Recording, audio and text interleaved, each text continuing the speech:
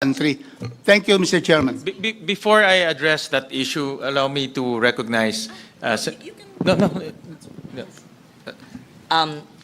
It's important that we put things in the proper perspective.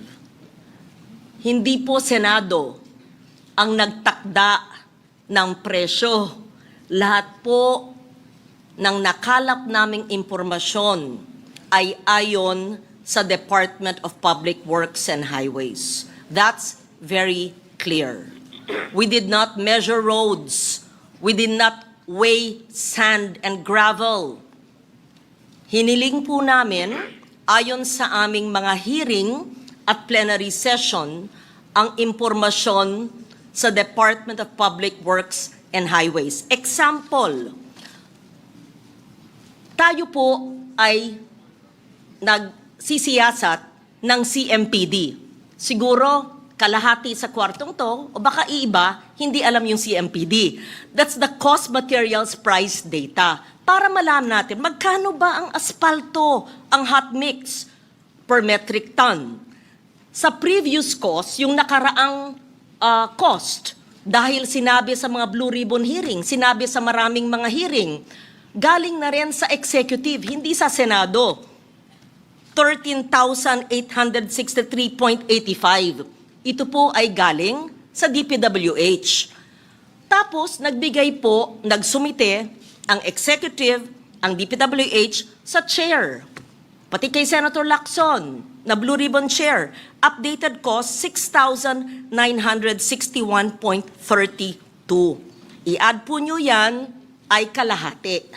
Isa lang po yung asphalt mix, steel sheet pile, U-type per kilogram, 62.07. Cost dati. Pag sinabing cost dati, yun daw ang ginagamit ng DPWH dati. Pero yung updated cost, ayon din sa DPWH ngayon, 39.89. Di halos kalahati, 2/3. Marami pa po, hindi naman tayo magko-construct ng bagong PICC. I just put that on record so that it's in historical knowledge and in history, hindi po Senado ang nagtalaga ng presyo ng sand and gravel at ng semento. Ito po ay galing sa DPWH. So, in all fairness to the chair and to the leadership of the Senate whom we met today, Senate President Soto advised us to speak for and in behalf of the Senate leadership that we, based on our knowledge, and that is our job as national officials to get information from the executive. Hindi naman po kami nagising at sabi namin, gusto namin, ibaba ang presyo. Siyempre gusto natin. But this is data-driven. It's based on science. And it came from the agency of government.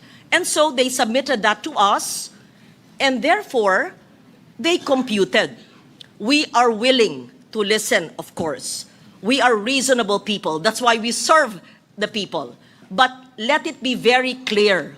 The senators did not invent the numbers. These are from the Department of Public Works and Highways, the previous administration, and the new incumbent administration. In fact, it was live streamed. You can go back in your records.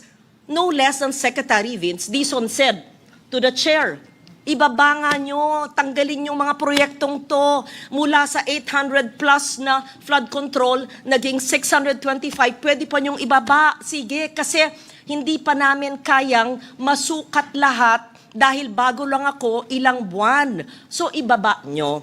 And that is the basis. We did not, and the chair did not, put down the cost unilaterally, arbitrarily. It is data-driven. All the facts, many more, came from the Department of Public Works and Highways.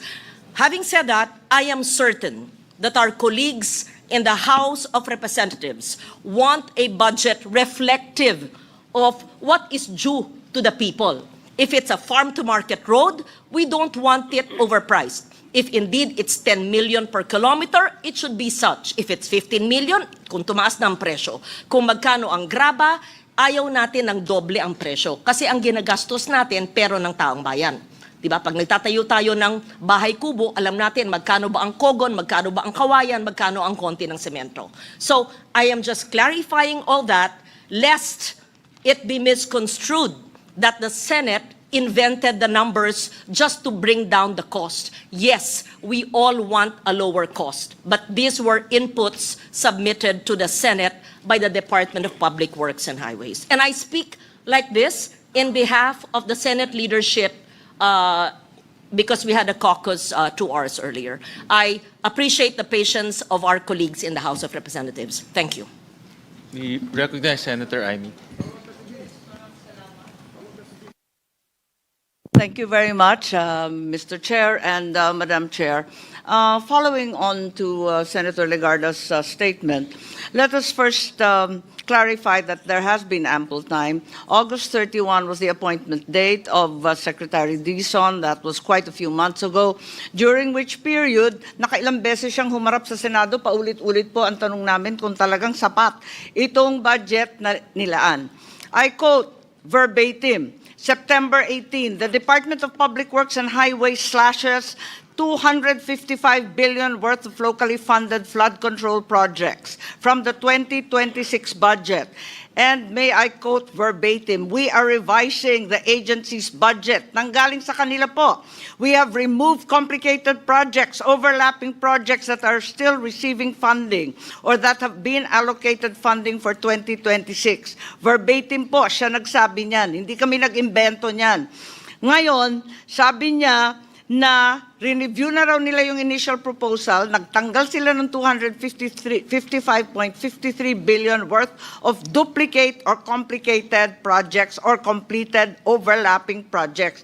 Ang ibig ba sabihin, i-restore yung mga duplicated, completed, and overlapping projects? Doon ako nagtataka. At ano ang garantiya natin na sa loob ng 2 buwan na naman, after 2 months, he may change his mind again, as he has, apparently, yesterday. So from September 18, kahapon, December, nako, baka naman sa Pebrero, iba na naman ang usapin. Ayoko naman ng ganito. Ano kaya talaga ang direksyon natin? Hindi po ito nanggaling sa amin. Narinig naman ninyo, verbatim ang quote na yan. Yan ang press release ni Secretary Dizon. Madam Chair. Mr. Chair. Representative Pepito Alvarez and then Representative Libanon. Tama po si Senador Loren, tama rin si Senador Marcos. Ngunit bigyan ko lang ng example na hindi mo ma-apply ito sa lahat ng project, sweeping po. Na, halimbawa, MBUC, yung pag-asphalt overlay, Mr. Chair. Southern Palawan, ang presyo ng aggregates at saka graba, saka yung buhangin, 1,000 because we have 26 rivers. Napakaraming buhangin doon. Ngunit sa norte, wala ho masyadong ilog. Nag-i-import sila from Mindoro. Lalagay ko lang sa tamang perspective din. So, kung ang MBUC application nyo, asphalt overlay for the whole of Palawan, tanggalan mo ng 50%, yung norte, hindi mo mapagawa. Sa SOR, pwede. Kasi yun na yung ultimate measure ng DPWH eh.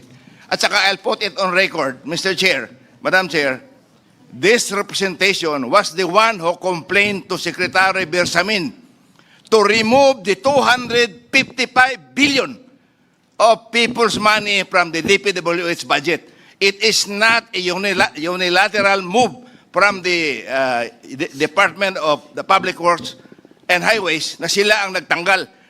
Ako po, personally, nag-complain doon kay Secretary Bersamin nung nandoon siya sa amin sa House. Habang nalulunod ang buong bansa sa flood control, kung maaari, tanggalin mo muna itong 255 billion na ito. Kasi kung hindi namin tatalakayin yung budget ng executive, ibalik mo na namin sa inyo. Kinahaponan,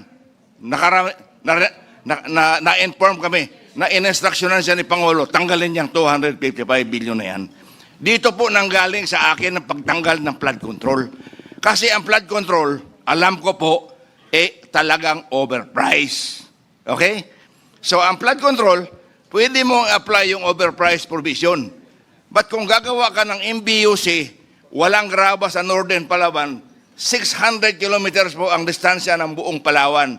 When you construct in the southern portion, napakaraming buhangin. Sa norte, halos walang graba doon kasi maliliit ang ilog. Puting buhangin lang ang norte. Yun po ang difference. Ang gusto ko lang, mapakinggan natin si Secretary Vince na wag sweeping. Kapag 50% ang MBUC, hindi pare-pareho ang Palawan. Isang probinsya lang yun. Sa Cebu, might be the same. Kasi nag-i-import din sila. Wala sa masyadong graba sa Cebu eh. Nag-i-import din sila. Sa Bohol, wala rin masyadong graba. But in Northern Mindanao, marami po aming graba doon. Sa ibang lugar, hindi ko alam. Kaya nakikiusap kami na pakinggan yung para madinig ng buong bayan si Secretary Vince kasi meron na siyang ginawang ratio eh. Ito na. Pakinggan muna natin. Kasi kami sa Kongreso, ayaw din namin ng overpriced project. Hindi pwede yun. Hindi lang Senado ang may gusto. Kami, number one. Ako mismo, nagpatanggal ng 255 billion. And that is on record in the House. Thank you. Can I reiterate the motion to invite Secretary Vince para madinig ng buong bansa na hindi pare-pareho. Pag 50%, dapat per project ang implementation. Yun lang ang pakiusap. Thank you. Thank you, Congressman Alvarez, and to Chairperson Mika. Dahil nga dito sa statement na ito at meron ho nga nakasulat ho dito, to avoid inaccurate costing and potential project unimplementability, at ito ay isang apela sa Senado, gusto rin ho namin marinig no, yung kanyang pag-aanalisa no, dito po sa isyong ito, itong CMPD/adjustment factors. Pero, for the record again, nung nagkaroon ho kami ng dalawang hearing sa Senado, klarong-klaro na sinabi niya na may maraming overpriced na items sa loob ng budget. At tingin ko, hindi ho tayo magdedebate na ayaw natin yung overpriced items sa budget. Pare-pareho tayo lahat. No? Hindi ho tayo magdedebate doon. Ang gusto ho natin, isang budget na malinis, isang budget na ang kanilang presyo ay totoong presyo at reasonableng presyo.